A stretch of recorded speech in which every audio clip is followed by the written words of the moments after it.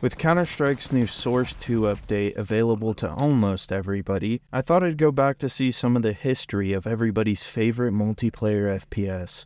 This could be your phys ed. Cheat on your man, homie. Ah, I tried to sneak through the door, man. Can't make it. Can't make it. The shit's stuck. Out of my way, son! Door stuck! Door stuck! Please! I beg you! We're dead!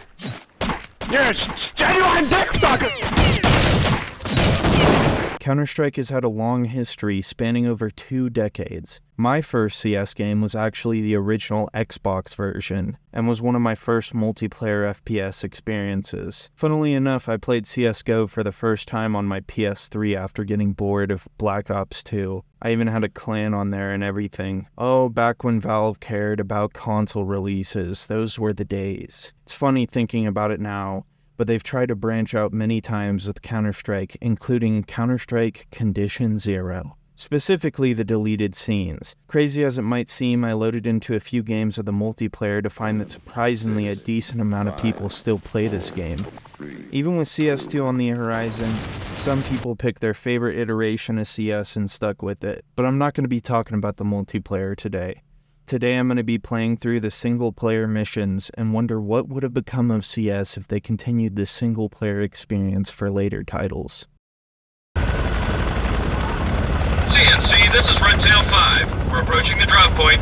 Area looks quiet.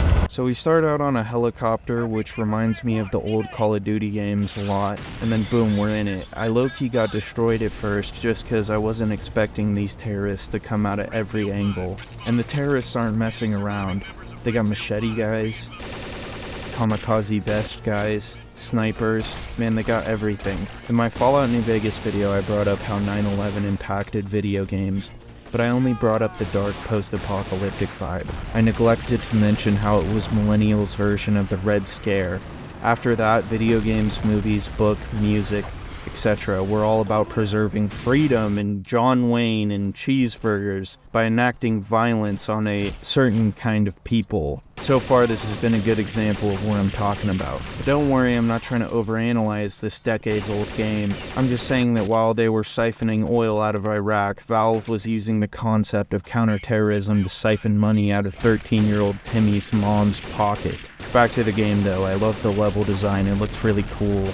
If there's one thing Valve always proves time and time again, it's their level and world design is top tier. Also, something only found in deleted scenes is the vast amount of level-specific utility, which can range from explosives to radios, all sorts of things. I think it's pretty cool. I wish they would bring that back in some way. Wouldn't it be cool for CS2 if they had like some new utility to use, you know, kind of like how you do it in Siege? I think that'd be cool. In this mission, you gotta use the sniper guy to get to the helicopter. Easy in and out. Really did survive that mess.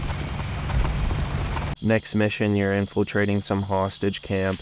And I like the use of utility in this one too, but man is it hard. So you sneak past a guard that nodded off the perk 30 and then burn a hole through this lock. Insert it in between the lock body. You are using the Kingsley 4-dial combination lock. It can be opened with the Kingsley 4-dial combination lock. You use some Spy Kids gadget to see where the hostages are and radio in the heavies.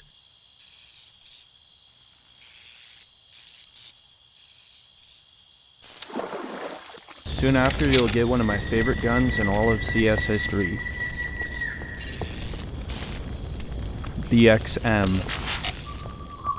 And oh baby, is it as good as it ever was. Yeah, blasty blast, save the hostages. There's not too much actual plot here.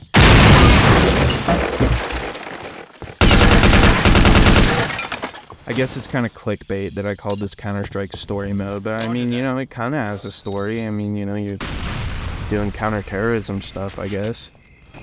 Lock and load.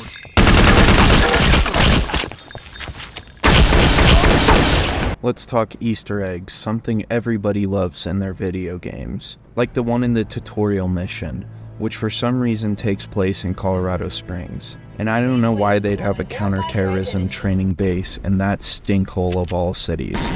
But nonetheless, you're doing your training, learning how to shoot stuff, throwing grenades. Toss the grenade at the target to continue. but if you jump on this one pipe in this hallway, a staircase will open from the floor, and then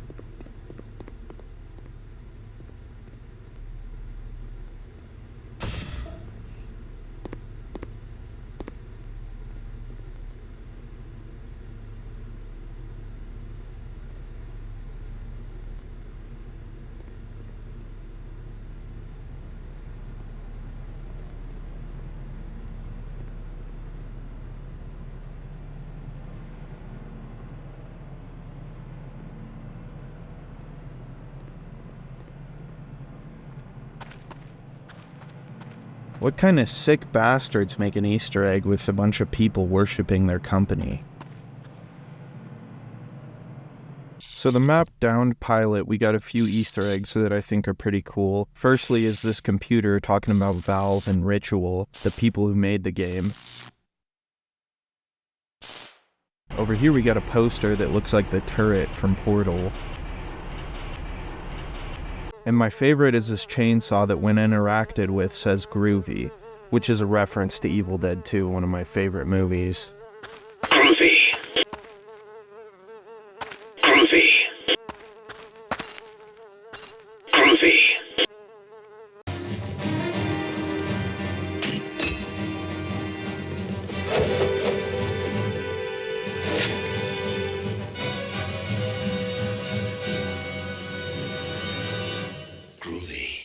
What I can't seem to understand is why Valve abandons projects like this. They're like a deadbeat father that shows up drunk to Christmas with a couple $100 and a stained card they meant to give you on your birthday. Like, you're not gonna complain, but it's a bittersweet reveal every time they do happen to release something new. But it's so few and far between, it's hard being a Valve fan. I mean, Valve really hasn't put their name on any games that are truly awful. Even Half-Life Source, which is hugely critiqued and ridiculed by fans of the series, isn't even half as bad as what most game companies put out these days. So here we have another example, and don't get me wrong, Counter-Strike has its own lane.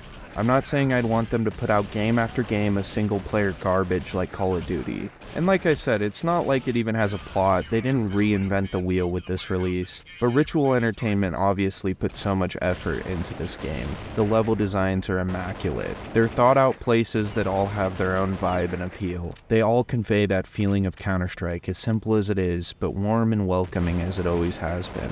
Counter-terrorist, fighting terrorists. Good versus evil. Throw in some microtransactions and you have a gold mine. No, but seriously, I don't think CS2 means the return of single-player content for Counter-Strike. Hell, I'm just hoping we get a new operation, to be honest. However, I will say that Valve has always had a bunch of potential and has released some of the best games ever. The 2010s were a dark time for them, though. Them essentially going radio silent on their communities.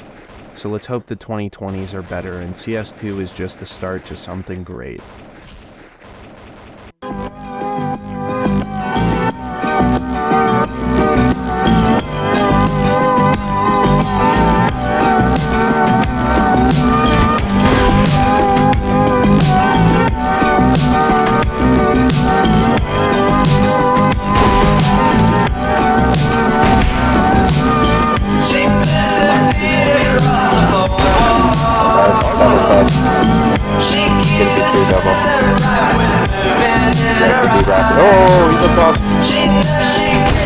Nice shot!